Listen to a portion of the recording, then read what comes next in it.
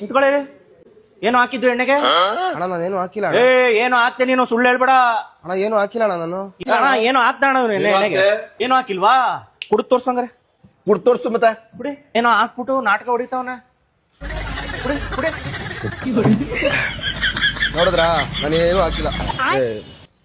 ಅಣ್ಣ ನಾನೇ ನೋಡ್ದೆ, ಅವನೇನು ಹಾಕ್ದ. ಮಗ ಮನೆಗೆ ಹೋದ್ಮೇಲೆ ಸಾಯ್ತು.